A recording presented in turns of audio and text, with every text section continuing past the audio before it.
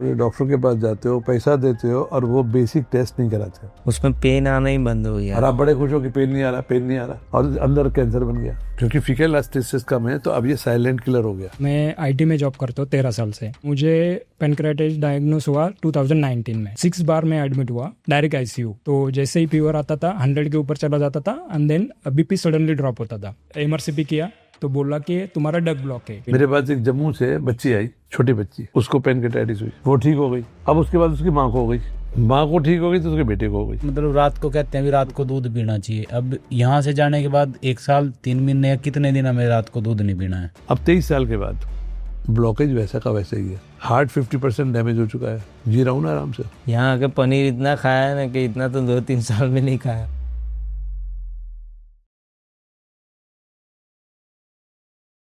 मेरा नाम अक्षय चौहान, अहमदाबाद गुजरात से हूँ। मुझे भी इनकी तरह 12 साल से 2012 में फर्स्ट अटैक आया था।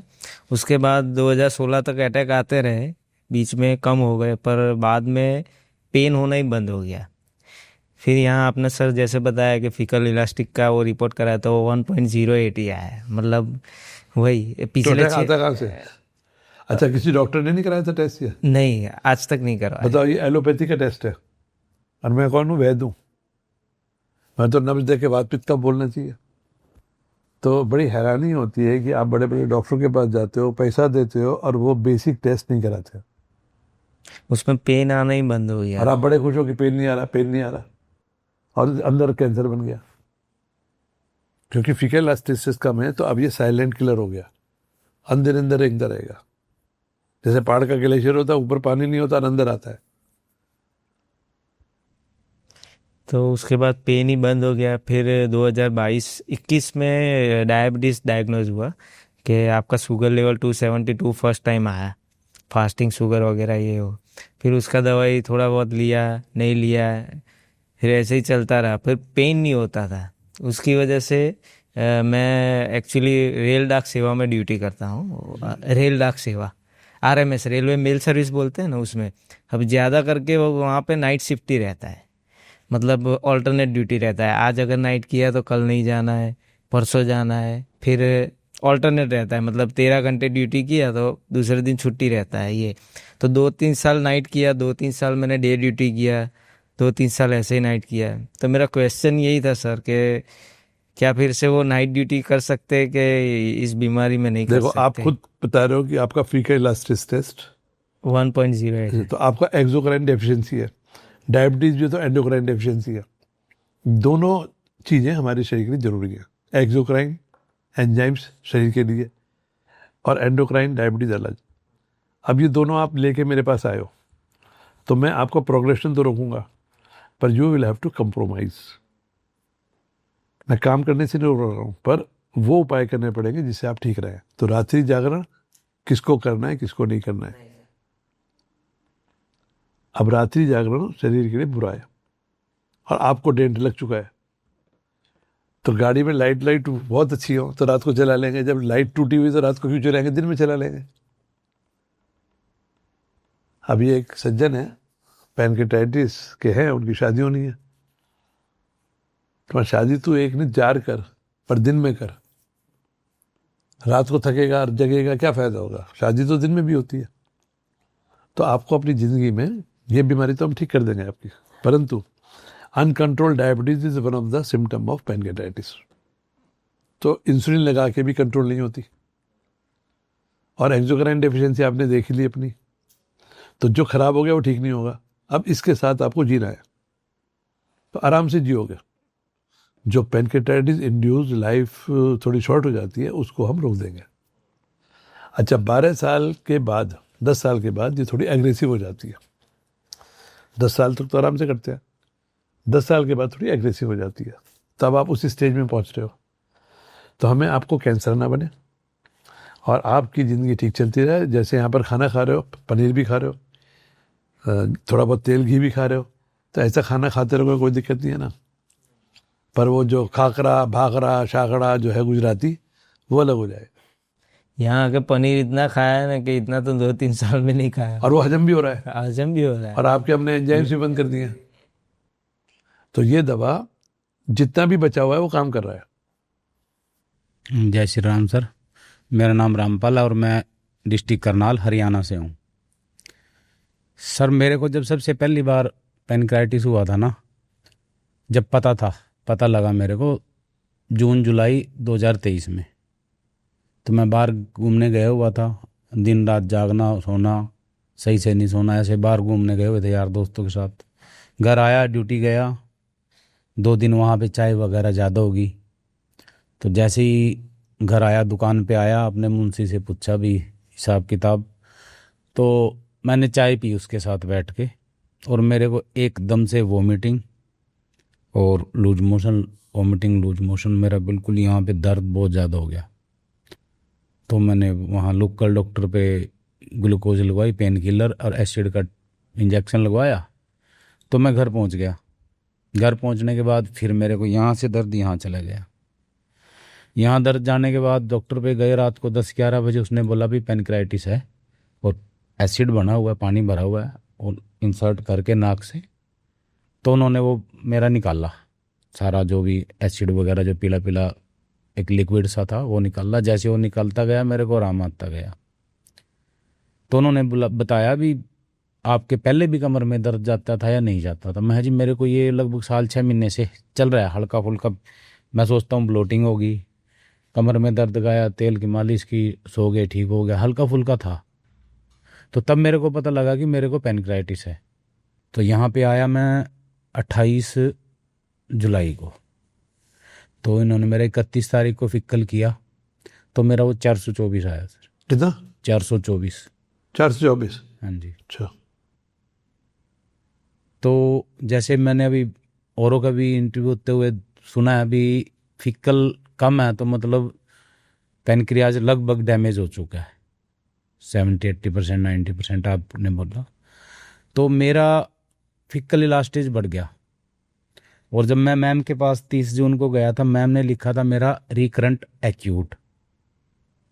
तो अभी जो प्रिस्क्रिप्शन देते हैं, 5 दवाइयाँ दी हैं, जो ऊपर लिखा है उन्हें नाम मेरा और एज और क्रोनिक पेनक्राइटाइटिस। तो मेरा यही सवाल है सर कि एक तो मेरा फिक्कल बढ़ गया, या तो मेरा जो आयुर्वेदिक मेडिसिन लिया मैंने, उन्होंने कुछ आराम किया होगा, या फिर कैसे होगा कैसे नहीं हुआ। और मेरा जबकि MRCP में भी नॉर्मल आया, तो फिर मेरा अब क्रोनिक पेनक्राइटाइटिस कैसे, मतलब? जी देखो, आपने जो फीकल इलास्टिसिस कराया था, लैब कौन सी थी? लैब।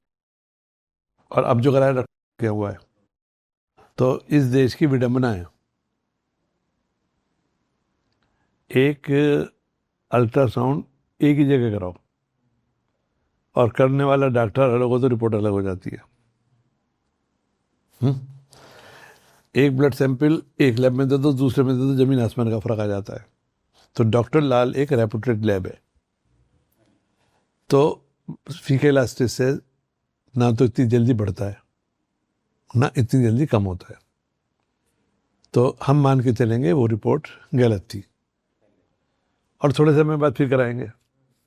अगर वो सडन ड्रॉप होता है तो पहली वाली सही थी। तो खुदा कोई भी नहीं है। अब हम ये नहीं कहेंगे ये गलत है कि वो सही है, पर आपको पेनक्रिलाइपेज जो दवा है या क्रियोन है, दोनों दवा एक ही है। नाक इधर से पकड़ो, उधर पकड़ो, तो पेनक्रेटिक एंजाइम से, जिनको अलग अलग ब्रांड करके नाम की कंपनी बनाती है, और वो अलग कंपनी अलग अलग ब्रांड से बेचती है। तो 25,000 यूनिट आपको दे रहे हैं। आपकी जो बीमारी है क्रॉनिक पेनक्रेटाइटिस, तो हमारे यहाँ डायग्नोज नहीं होता है। आपके जो पुराने कागज थे उन पे क्रॉनिक पेनक्रेटाइटिस लिखा हुआ था, तो मेरी टीम ने क्रॉनिक पेनक्रेटाइटिस लिख दिया, क्योंकि आपको डायग्नोज हो चुका है। अब MRCP में भी लपड़ा है। यहाँ पर जोधपुर में एक MRI होता था, MRCP होता था, तो हम करा लिया करते थे।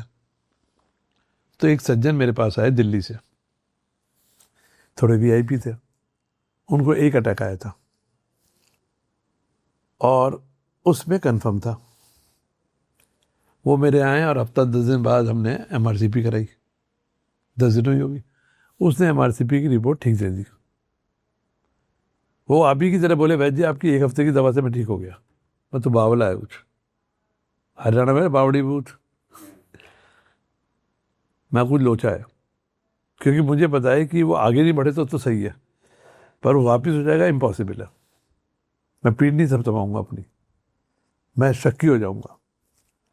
तो मैंने उसको बुलाया, मैंने कहा बेटे रिपोर्ट में गड़बड़ है, दोबारा करो। अब वो तो दोबारा करी। तो जिसको क्रॉनिक पैनक्रेटाइटिस हो चुकी है वो कभी नॉर्मल आएगा ही नहीं, या तो पिछली गड़बड़ या नहीं गड़बड़। अब उसी दिन हमने एक मरीज की और कराई। अब उन्होंने जो रिपोर्ट दी, दोनों मरीज की वर्ड बाई वर्ड एक ही। ऐसा कैसे हो जाएगा? आपकी भी और इनकी रिपोर्ट एक जैसी कैसे हो जाएगी?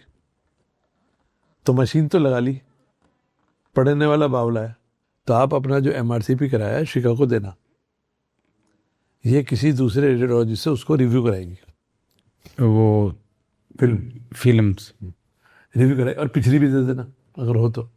हाँ जी, तो हम उसको रिव्यू कराएंगे कि पहले वाले में इसमें क्या फर्क है। पीछे MRCP नहीं कराई थी, वो CT हैं पिछले 2 बार चलो कराए। जो भी है वो भी दे देना। तो वो अपना एक देहरादून में 1-2 अच्छे लोग हैं, वो रिव्यू करते हैं, 1000-2000 रुपये लेके रिव्यू कर देंगे। एक तो शक वो निकलेगा। फीका इलास्टिस से 26 से 402 होना हैरानी की बात है। तो कहीं ना कहीं लोचा है इसमें, या तो वो गड़बड़ या ये गड़बड़। पर डॉक्टर लाल के और हमारी जो है, हमको केवल एक ही चीज़ है कि गुड क्वालिटी रिपोर्ट, इसीलिए उनको बिठाया, क्योंकि 10 जगह की रिपोर्ट में 10 चीज़ें होती हैं। ठीक, आपको हाइटस हर्निया भी है, H पाइलोराई भी है, दोनों सब यही के हैं। तो पैनक्रेटाइटिस आपका कंफर्म है, ये आप ही कह रहे हो, और डॉक्टर ने दवा भी खिलाई है। पर इतने दिन होने के बाद क्रॉनिक के बाद एक्यूट नहीं बनता, एक्यूट के बाद तो क्रॉनिक बन जाता है, समझे ना? तो आपको पहले रिव्यू करा लेते हैं, और रिव्यू कराने के बाद फिर से उस पर विचार करेंगे, क्योंकि हाइटस हर्निया में भी वही सिम्टम हो सकते हैं जो पैनक्रेटाइटिस में होते हैं। पर अमाइटिस लाइपिस बढ़ेगा भी आपके? हाँ बढ़ते हैं जी। कितने? पहले तो जब स्टार्टिंग में होता तब तो काफ़ी बड़े थे, कितने? 1400-1500 1800 ऐसे भी तो गया, वो एक है 800-900 भी गया। एक्यूट पैनक्रेटाइटिस का अटैक तो हो चुका है, हाँ जी। पर फिर भी जो आज की स्थिति है उसको रिव्यू करना जरूरी होगा। 2 चीज़ें में कंफ्यूज हो गए, नॉर्मल MRCP और नॉर्मल फीकल इलास्टिस टेस्ट। और कई बार क्या होता है कि आप जब ये एंजाइम्स ज़्यादा लेते हो, इसकी वजह से भी टेम्परेरी बढ़ जाते हैं। तो अब जो रिपोर्ट आएगी इसके बाद 3-4 महीने बाद, वो आएगी आपके एक्चुअल की। अब कोई उधार लेके जेब में पैसे लेके आ जाए, मुझे क्या पता उसकी कमाई क्या है कि उधार क्या है। पर क्रॉनिक से एक्यूट नहीं होता, एक्यूट से क्रॉनिक होता है। अब तबीयत कैसी है यहाँ पर? ठीक है जी, बिल्कुल। कभी कभी यहाँ जलन वलन सी हो जाती है, गैस्ट्रिक सा होके गैस सी बनती है, क्योंकि ये सब चीज़ें साथ साथ है, गैस्ट्राइटिस, सारा पैनक्रेटाइटिस। भी यहाँ पे भी दर्द चला जाता है कभी कोई हल्का फुल्का। हाँ, गैस वैस बनती है। पहले ज़्यादा होता था, अब यहाँ पे थोड़ा कम है। चलो ठीक, तो आपकी अपनी फिल्म दे देना, रिव्यू कराते हैं उन्हें। वैसे मैं वीक में एक बार खेलता हूँ, अभी बंद कर दो, खेलता हूँ। तो अभी कितने दिन तक बंद करना? अभी शांति रखो, जब तक मैं ना बोलूँ तब तक। 3 महीने। क्योंकि ये जंपिंग से ग्रेविटी के साथ इसकी सूजन बढ़ती है। आप पहले रिव्यू कराओ, उसके बाद बात करेंगे। ठीक है, तो रिव्यू यहाँ पे मैं अभी तो मैं साथ फिल्म तो मैं साथ में नहीं लेके आया हूँ। मंगवा लो। सो मेरा नाम स्वप्निल राउत है, मैं महाराष्ट्र पुणे से आया हूँ। सो मैं IT में जॉब करता हूँ 13 साल से। तो मुझे पैनक्रेटाइटिस डायग्नोस हुआ 2019 में। उसके बाद 2 पैनक्रेस की सर्जरी हुई, इन्फेक्शन निकला। देन 2022 में मेरा गॉल ब्लैडर निकला उन्होंने। 23 में फिर से मुझे अटैक आ गया, तो 23 में फिर से 2 बार स्टेंट डली। तो जैसे बोला कि डग ब्लॉक है, तो स्टेंट डालने के बाद फिर से 2 साल ठीक रहा। लेकिन अभी दिसंबर 2024 से फीवर स्पाइक आते हैं मुझे। तो 6 बार मैं एडमिट हुआ डायरेक्ट ICU। तो जैसे ही फीवर आता था 100 के ऊपर चला जाता था, and then BP suddenly drop होता था। तो जब टेस्ट करवाए तो फिर से उन्होंने बोला कि MRCP किया, तो बोला कि तुम्हारा डग ब्लॉक है, तो स्टेंटिंग करना पड़ेगा। तो 2 बार ERCP के स्टेंटिंग का ट्राई किया, बट डग नहीं मिल रहा है उनको अभी, तो उन्होंने अभी कुछ किया नहीं है। तो मेरा ये क्वेश्चन है कि अभी जो डग ब्लॉक है, तो क्या पड़ाव के जो मैं अभी मेडिसिन ले रहा हूँ उससे डक अनब्लॉक हो सकता है या नहीं होगा, तो फिर क्या प्रिकॉशन लेने पड़ेंगे कि मुझे फिर से अटैक ना आए इसके बाद ही? आज कैसे हो आप? अभी ठीक हूँ मैं। यहाँ आने के बाद क्या क्या अच्छा हुआ है? डाइट जो मैं ले रहा था वो मतलब जो यहाँ पे हाई प्रोटीन डाइट वो थोड़ा कम था मेरा। हजम हो रहा है? हाँ जो मोरा। और आप एंजाइम्स खाते थे? हाँ एंजाइम क्रेयोन लेता था तो मैं। अब आप बगैर एंजाइम्स के एक तरह की नॉर्मल डाइट खा रहे हो, यस। 2-4 चीजें बंद है। हाँ। तो अगर आपकी गाड़ी ऐसी चलती रहे तो फिर क्या दिक्कत है? क्योंकि जो बंद हो गई वो तो खुलेगी नहीं, और जो बंद है उसके साथ आप खा पी रहे हो, तो ऐसे ही रहोगे। मैं मिसाल देता हूँ, मेरे को हार्ट अटैक हो गया और मेरा 50% हार्ट खत्म हो गया 2002 में। तो स्टंट डले थे, स्टंट लगने के बाद हार्ट अटैक हुआ था। पहले ब्लॉक हुआ, और वो हुआ ओवर एक्सरसाइज से, फाड़ ली अपनी, उससे ब्लॉक हुआ। ब्लॉक के लिए स्टंट लगा, स्टंट लगने के 2 महीने बाद हार्ट अटैक हुआ, हो गया। उसके 6 महीने बाद फिर से मैंने एंजियोग्राफी कराई, तो पिछला तो ठीक था, 80% ब्लॉक हो गया। जीजा मेरा डॉक्टर है, कार्डियोलॉजिस्ट, बोला यार इतनी जल्दी होता तो है नहीं, तो हम दूसरा डाल देते हैं। मैंने कहा तुम डालते रहोगे, पिछला तो ठीक है, नया क्यों बना? सारे खा रहा हूँ, तुम्हारी ये ब्लड थिनर वगैरह सब खा रहा हूँ, इसका मतलब मेरी केमिस्ट्री खराब हो गई। और 4 अगस्त 2002 को मैंने सब दवाइयाँ उठा के फेंक दी, कोई स्टंट नहीं कराया। अब 23 साल के बाद मेरा ब्लॉकेज वैसा का वैसा ही है। हार्ट 50% डैमेज हो चुका है, जी रहा हूँ ना आराम से। मतलब अभी ब्लॉकेज का कोई दिक्कत नहीं है, मतलब मैंने जैसे कहा भूल जाओ ना उसे, वो अपने आप कोलेट्रल। तो मेरा जिंदगी चल रही है। अब मैं टेस्ट कराने जाऊं, तो टेस्ट जब कराऊंगा तो मुझे अपना हार्ट दिखाई देगा जैसे चंद्रमा का ल्यूनर स्पेस, ये डैमेज हो चुका है, वो ठीक हो नहीं सकता। उसे देख के खराब क्यों करूँ, अपने पैसे क्यों खराब करूँ? मैं टेस्ट ही नहीं करा था। तो कहते टेस्ट करा लो। मैंने कहा आप वापस करोगे? बोले नहीं। बढ़ने से रोक पाओगे? बोले नहीं। तो मैं टेस्ट क्यों कराऊँ बिना बात? तो आपकी और मेरी कहानी एक है कि मैं अपने टूटे फूटे लिवर के साथ जी रहा हूँ, आप अपने टूटे फूटे पैनक्रियाज के साथ जिए जाओ। रो क्यों रहे हो? आपको ना स्टंट लगेगा, ना अस्पताल जाओगे, कहीं नहीं जाना, आराम से खाओ, आराम से जियो। दूसरा एक मेरा छोटा क्वेश्चन है कि पड़ों में ऐसी कोई केस आई थी क्या जिन पेरेंट्स को पैनक्रेटाइटिस था बहुत है। और उनके बाद उनके बच्चों को हाँ, जेनेटिक हो गया? बहुत सारे हैं। ओके, तो उसमें क्या प्रिकॉशन? अभी मेरे कोई 11 प्रिकॉशन की- नहीं है, कोई प्रिकॉशन नहीं है। ओके, उसमें कोई मेरे पास एक जम्मू से बच्ची आई, छोटी बच्ची, उसको पैनक्रेटाइटिस हुई, वो ठीक हो गई। अब उसके बाद उसकी माँ को हो गई, बच्ची की माँ को। नहीं। हाँ, छोटी बच्ची थी, वो ठीक हुई तो बच्ची की माँ को हो गई, माँ को ठीक हो गई तो उसके बेटे को हो गई। तो मैं कोई नहीं होता ना बताने वाला किसको होगी, तो प्रिकॉशन क्या बताऊं? हाँ, ये पता है जिसको भी होगी ठीक हो जाएगा। तो सोची ना, आपको सोच के हुई थी क्या? नहीं। तो फिर बगैर सोचे चीजें होती है। मैंने सोचा था कभी, मैं 1280 रोज कूदता था कि मुझे हार्ट अटैक होगा, पर हार्ट अटैक नहीं होता तो मैं किसी का इलाज नहीं कर रहा होता आज। बोला ना मैंने, क्योंकि हार्ट अटैक के बाद मैं एक जगह टिक गया तो मैं काम कर रहा हूँ, क्योंकि भगवान ने मुझे कुछ हुनर दिए हैं, हर एक को देता है। पर घूमने का इतना शौक था कि बस गाड़ी चलाता रहूं दिन भर। अब भगवान ने लगा दी ब्रेक। अब जब खाली बैठ नहीं सकता तो कुछ ना कुछ क्रिएटिविटी करता रहता हूँ। तो सोचा वाह, किसी का पूरा नहीं हुआ। अब आराम से शांति के साथ काम करो, और आप जब देखोगे, जब आप एक जगह बैठ के काम करोगे तो आप ज़्यादा काम करोगे। सर एक छोटा क्वेश्चन था। अभी 27 साल का हूँ मैं। 1 साल पूरा ट्रीटमेंट लेंगे, पूरा मतलब जो कहा गया है वो पूरा फॉलो करेंगे, लेकिन 1 साल के बाद जब ट्रीटमेंट कंप्लीट हो जाएगा, जो भी लाइफस्टाइल है वो मैं मैनेज कर लूँगा, लेकिन उसके बाद ट्रैवलिंग मतलब जैसे मेरा बाइक राइड या कार या फिर गोवा में घूमना भी। सब चीज़ों का एक मॉडरेशन होता है। हाँ, सब चीज़ों का, और आपको अपनी ताकत के हिसाब से देखना है। जैसे मैं सोचता हूँ कि मैं एक समय था कि देहरादून से गाड़ी उठाई 4 बजे, 8-8:30 बजे दिल्ली पहुँचा, 4 घंटे मीटिंग करी, फिर वहाँ से गाड़ी उठा के 4-4:30 बजे वापस, तो 12 घंटे में 600 किलोमीटर गाड़ी चला ली। फिर 12 घंटे बाद फिर दिल्ली चला गया, वो समय कर लिया। पर आज करूँगा तो लेट जाऊँगा। अब मैं दिल्ली जाता हूँ तो मुझे 2 दिन आराम करना पड़ता है। आपको अपने शरीर को देखना है।